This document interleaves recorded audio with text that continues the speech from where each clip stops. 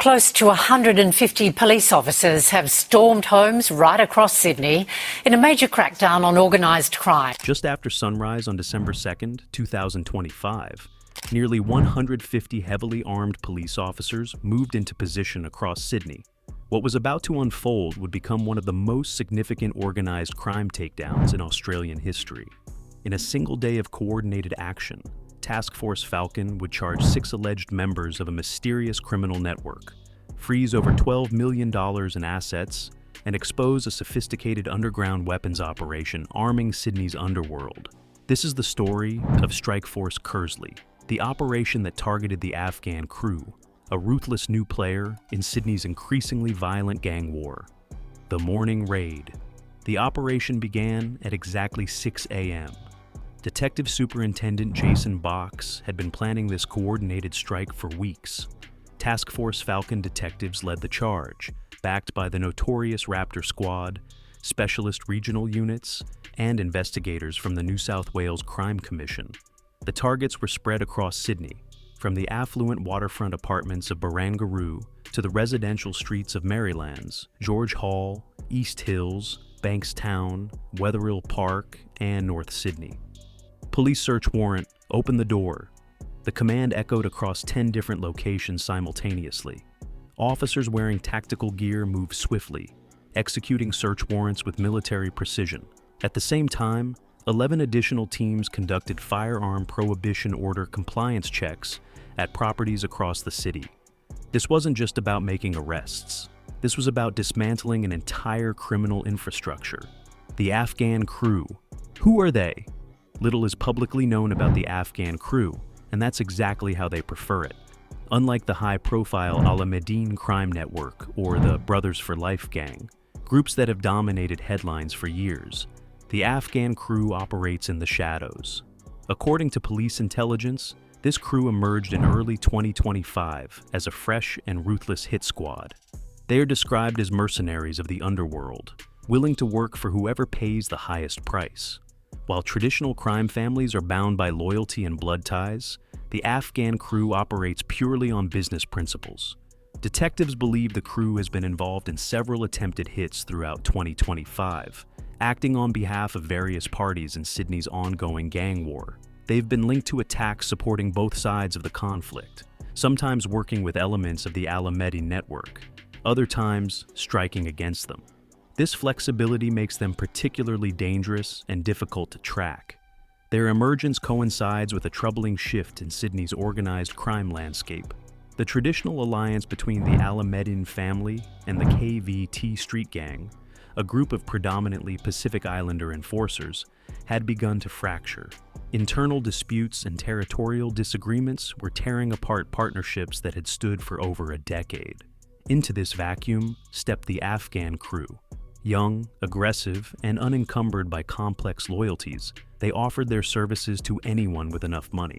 Police reports suggest the group has been fueling ethnic-based tensions across the city, with Lebanese, Kurdish, and Afghan factions battling for control of drug territories. The George's Hall businessman. The highest-profile arrest unfolded in George Hall. Officers converged on the property of a 35-year-old man police would later describe as a wealthy Sydney businessman with a hidden criminal empire. On the surface, he appeared legitimate. Nice home, successful businesses, the appearance of prosperity. But investigators had been building a case for months, tracking financial transactions and monitoring communications. When officers entered his property, what they found confirmed their suspicions. Multiple high-end vehicles were seized immediately. The Crime Commission would later confiscate a 2013 Rolls-Royce Ghost, valued at $600,000, a Lamborghini Huracan, worth another $600,000, and a 2024 BMW XM valued at $300,000. Inside, detectives uncovered evidence of systematic money laundering and financial fraud. Police alleged the businessman had falsified his income to secure multi-million-dollar home loans while quietly operating within Sydney's underworld. Even more damning, investigators claimed he had been allowing members of the Afghan crew to use vehicles from his luxury hire fleet for criminal activities. The charges paint a picture of someone operating at the intersection of legitimate business and organized crime, commercial drug supply, dealing in proceeds of crime, providing false information under digital access orders. The Bankstown Crime Commission immediately launched unexplained wealth proceedings aimed at recovering more than $12 million they believe came from criminal activity. This legal mechanism shifts the burden of the proof. The target must demonstrate their assets were acquired legitimately, or the government can seize them. His legal team mounted a strong bail application, arguing he wasn't actually a member of the Afghan crew. They put forward a $500,000 surety. The court granted bail, but with extremely restrictive conditions. No encrypted messaging apps, no contact with specific individuals, and constant monitoring. The other arrests. While the George Hall businessman represented the financial brains, the other arrests exposed the crew's street-level operatives. In Bankstown, officers arrested 38-year-old Nadal Alamadin on weapon-related offenses. The location and nature suggest he played an enforcement role. In Wetherill Park, police arrested 28-year-old Raya Diab, charging her with using false documents and failing to provide access to digital evidence. This second charge has become increasingly common. When arrested, many criminals refuse to unlock their devices, attempting to hide evidence. Legislation now makes this refusal itself a crime. At a Barangaroo property, officers arrested 27-year-old Mohammed Makoud on drug supply charges. His presence in such an affluent area demonstrates how organized crime has infiltrated all levels of Sydney's society. Perhaps the most intriguing arrest was Nia Jackson Gamer, 27, taken into custody in Sanssouci. Police sources revealed she's believed to be a former Miss Lebanon immigrant to Australia, having won her crown in 2016. This wasn't Nia's first encounter with the law. In 2018, she was sentenced to 2 years in prison for supplying methamphetamine.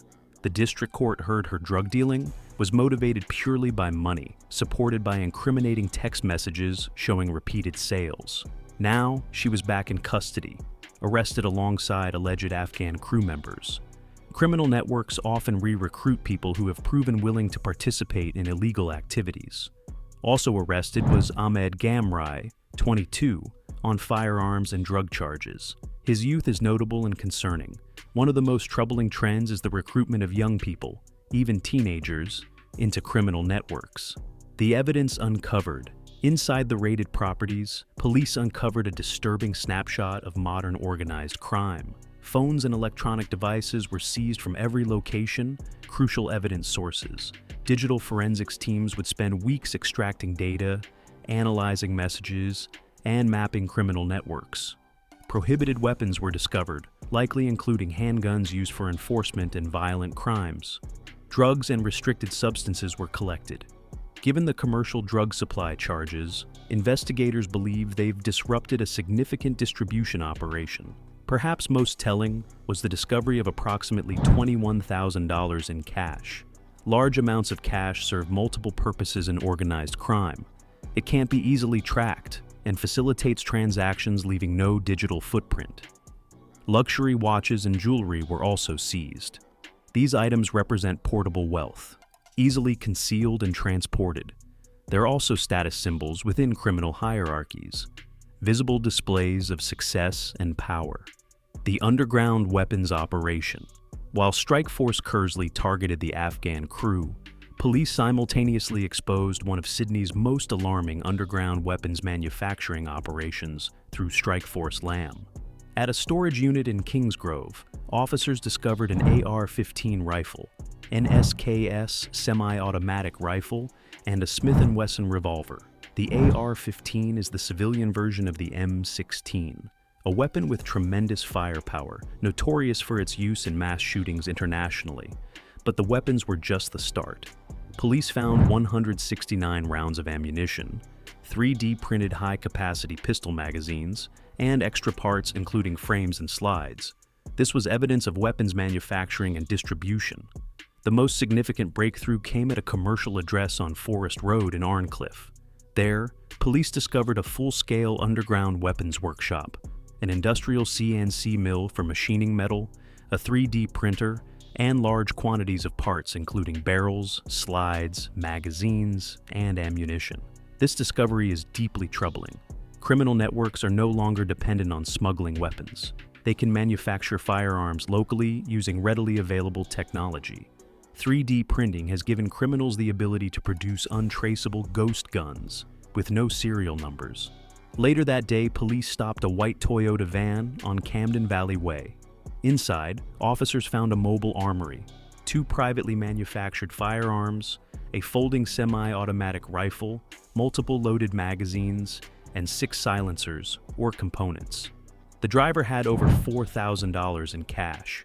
Both arrested men face extensive charges: possessing unregistered pistols, manufacturing prohibited weapons, possessing ammunition without a license, and participating in a criminal group.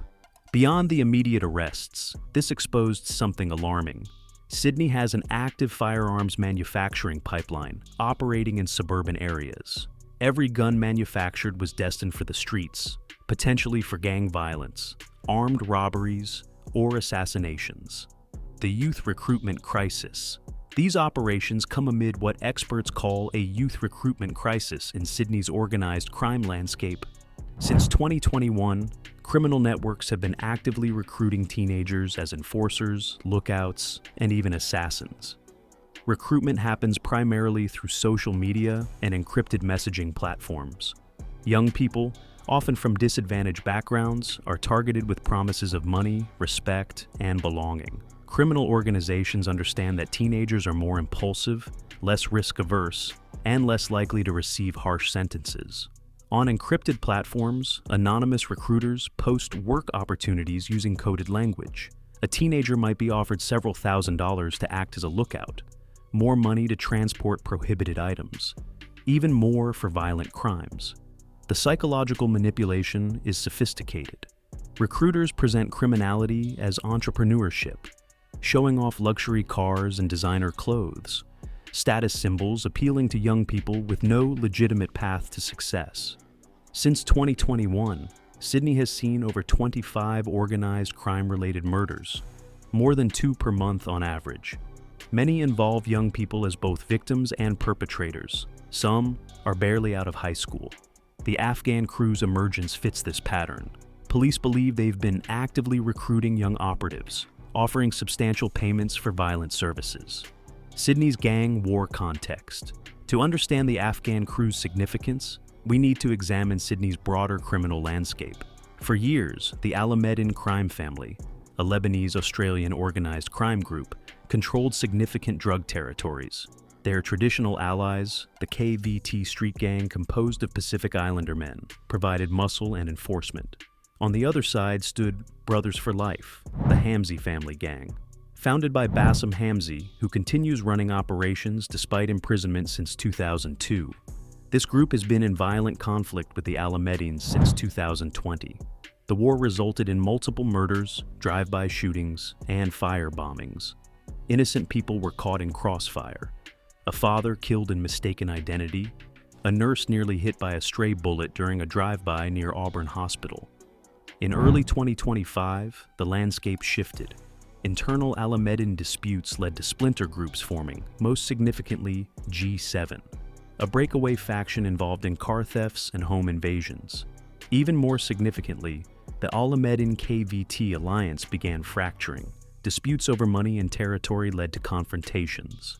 In early 2025, KVT leader Joseph Joe Fresh Vokai and Alameddin rapper Ali I Huncho Younes allegedly brawled at a Western Sydney gym.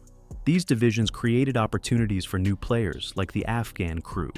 They positioned themselves as neutral mercenaries, willing to work for whoever paid most. This made them both valuable and dangerous. They possess knowledge about multiple criminal networks. Taskforce Falcon. The response. The formation of Taskforce Falcon in May 2025 represented a significant escalation in the government's response to organized crime violence. Prior to Falcon, investigations into gang-related crimes were scattered across multiple units. Different strike forces investigated different crimes, sometimes without effective coordination. Information that might have helped solve one case remained siloed in another team's files. Connections between criminal networks weren't always identified because no single entity had the full picture. NSW Police Deputy Commissioner David Hudson explained the problem clearly. This task force is about increasing our agility and effectiveness in both crime solving and crime prevention. By consolidating these strike forces, we can more efficiently make or discount connections between them, as opposed to spending lengthy amounts of time trying to determine links where none exist. Taskforce Falcon brought together 13 separate strike forces under unified command. More than 150 officers were assigned to the operation, including detectives already working on various cases, plus an additional 90 staff to bolster investigative efforts and form the proactive arm of the operation. Detective Superintendent Jason Box, one of New South Wales's most experienced homicide and organized crime investigators, was appointed to lead Falcon. His background made him ideal for the role.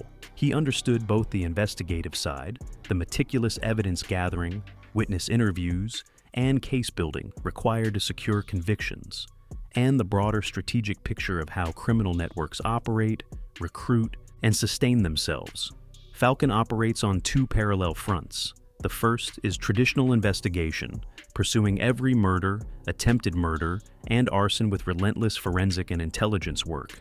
This means following evidence wherever it leads, building cases that will stand up in the court, and securing convictions that remove dangerous criminals from the streets for substantial periods.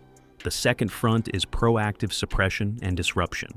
This involves high-visibility patrols in areas known for criminal activity, stop and search operations targeting known criminals, Firearm Prohibition Order compliance checks, and immediate asset seizures the moment a target is identified.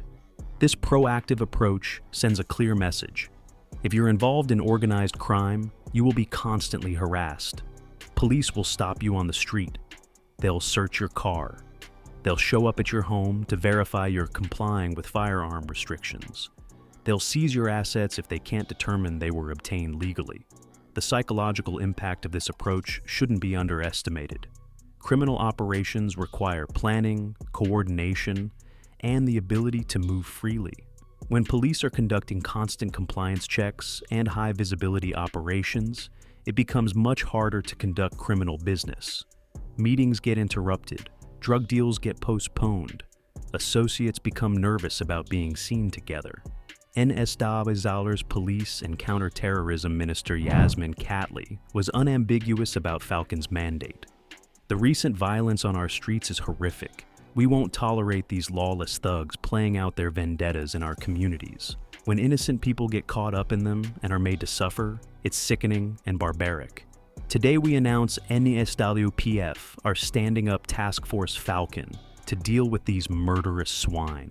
The message is crystal clear. To those contemplating taking part in this vicious criminality, our police are coming to get you. You can look forward to spending a large chunk of your life in a small cell. In the 7 months since its creation, Falcon has made significant progress. Dozens of individuals have been charged. Tens of millions of dollars in cash, luxury vehicles, and property have been seized. The pace of public place shootings has slowed dramatically. The December 2nd operation targeting the Afghan crew represented one of Falcon's most significant victories to date. 6 people arrested, over $12 million in assets seized, a weapons manufacturing operation exposed, all in a single coordinated day of action. What comes next? While the Strikeforce Kersley operation represents a significant law enforcement victory, experts warn that Sydney's organized crime problem is far from solved. Criminal networks are remarkably resilient. When leaders are arrested, others step up to take their place. When one drug distribution route is shut down, another opens. When traditional criminal activities become too risky, organizations adapt and find new revenue streams. The rise of the Afghan crew itself demonstrates this resilience. They emerged specifically because traditional criminal power structures were in flux. They identified an opportunity in the market for criminal services and moved to fill it. Their takedown may have disrupted their specific operations, but the market demand that created the opportunity for them still exists. There are also broader social and economic factors at play. Drug demand continues to drive the organized crime economy. As long as there's substantial money to be made in prohibited substances, criminal organizations will exist to supply them. The profit margins are simply too large, and the market too stable. Economic inequality and limited opportunities in certain communities provide a constant recruitment pool for criminal networks. Young people who see no legitimate path to financial success are vulnerable to recruitment by organizations offering quick money and a sense of purpose, however misguided. Immigration and integration challenges also play a role, though this must be discussed carefully to avoid stigmatizing entire communities. When immigrant populations face discriminations in employment, housing, and social services, some individuals become more vulnerable to criminal recruitment. When ethnic enclaves develop with limited connection to broader Australian society, criminal networks can operate more easily within them. The ethnic dimension of Sydney's gang war, with Lebanese, Kurdish, Afghan, and Pacific Islander groups all involved, reflects demographic realities in Western Sydney. It doesn't mean these communities are inherently criminal. The vast majority of people from these backgrounds are law-abiding citizens. But criminal networks do exploit ethnic bonds, family ties, and community connections for recruitment and operations. Technology presents both challenges and opportunities. Encrypted messaging applications make it much harder for police to intercept criminal communications. Cryptocurrencies can facilitate money laundering. 3D printing enables weapons manufacturing, but these same technologies also create digital trails that skilled investigators can follow. The legal and judicial system also faces challenges. Court backlogs mean cases can take years to come to trial. Bail laws attempt to balance individual liberty against public safety, sometimes allowing dangerous individuals back on the streets while awaiting trial. Sentencing guidelines must balance punishment, rehabilitation, and deterrence, not always successfully. Perhaps most concerning is the growing sophistication of criminal networks. They're increasingly operating like businesses, with specialized roles, diversified revenue streams, and professional approaches to security and risk management. The days of disorganized street gangs are long gone. Today's organized crime groups employ lawyers, accountants, and IT specialists. They invest in legitimate businesses to launder money. They study law enforcement tactics and adapt their operations accordingly. Conclusion: the December 2nd operation represents both significant victory and ongoing challenge reminder. 6 alleged Afghan crew members are in custody facing serious charges. Over $12 million in assets are frozen. A weapons operation is disrupted. These are real achievements making Sydney safer. But the Afghan crew was just one organization among many. The Alameddin network remains active. The Hamzy family continues operating. KVT still exists. As law enforcement disrupts established groups, new organizations emerge. Youth recruitment continues daily. Teenagers are exposed to social media, glorifying criminal lifestyles. Encrypted messages offer money for illegal services. Some young people, seeing no better options, accept. Underlying conditions enabling organized crime, drug demand, economic inequality, limited opportunities, remain largely unaddressed. Law enforcement can disrupt operations and arrest criminals, but can't solve broader social problems alone. What's needed is comprehensive approach, continued aggressive enforcement, plus investment in communities providing legitimate opportunities, education and rehabilitation programs, economic development, creating jobs and hope. The fight will be measured in years, not months, requiring sustained effort from police, prosecutors, community leaders, educators, and others. There will be victories and setbacks, but December 2nd shows what's possible with intelligence, coordination, and determination.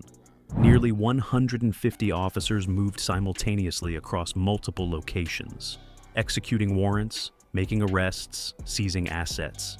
Detective Superintendent Box and Taskforce Falcon sent a clear message. You are being watched and investigated. Your luxury cars will be seized, bank accounts frozen, communications intercepted, associates arrested. For the Afghan crew, that day came December 2nd, 2025. For other criminal organizations, their day is coming. The question isn't whether Falcon will continue operations. The question is who they'll target next. Outrow. If you found this deep dive valuable, subscribe to the channel. We'll continue following Taskforce Falcon operations, court cases, and Sydney's evolving gang war. Hit that like button for detailed, factual crime reporting. Share with anyone interested in law enforcement or criminal justice. Drop a comment. What do you think about Falcon's approach? Is aggressive enforcement the answer, or should we focus on social conditions creating criminals? Should bail be harder for organized crime suspects? The conversation doesn't end here. These issues affect everyone in Sydney. Until next time, stay safe, stay informed, and remember, the price of security is eternal vigilance.